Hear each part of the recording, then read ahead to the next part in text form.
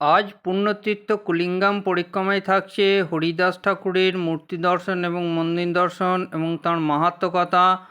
প্রথমে আপনারা এই হরিদাস ঠাকুরের আগ্রাতে হরিদাস ঠাকুরের মূর্তি দর্শন করুন।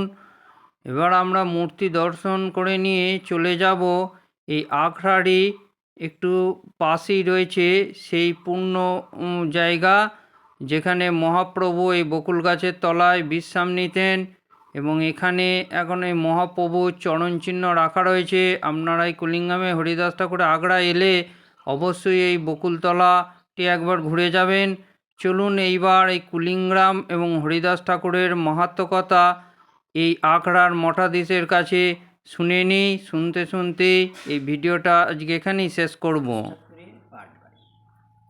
এখানে নামাচার্য হরিদাস ঠাকুর আনুমানিক 530-35 বছর আগে এখানে এসেছিলেন। তো উনি এখানে 5 মাস ছিল, চাতুর্মাস্য ব্রত উদযাপন করেছেন।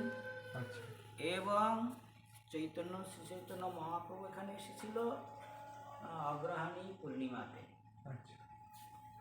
তো হরিদাস ঠাকুর এবং মহাপ্রভু এখানে 4 দিন ছিলেন।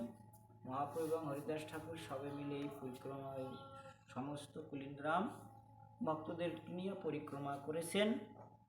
তাকে গৌরমণ্ডলের মধ্যে এই কুলিন্দ্রামটা অন্যতম।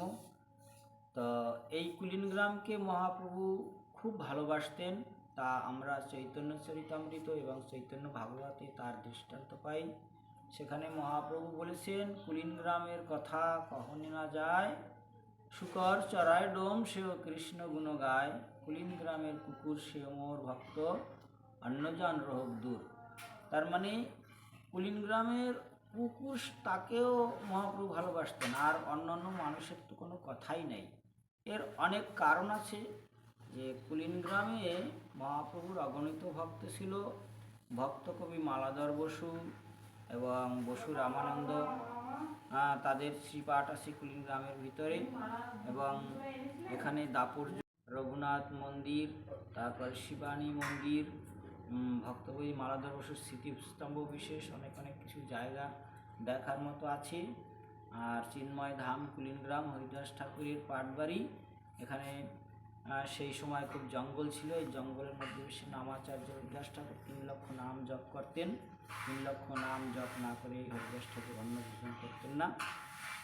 তো বিশেষ করে এর অনেক মাহাত্ম্য, আমি এটুকু বলে এখানে রাখছি। বাঞ্ছা।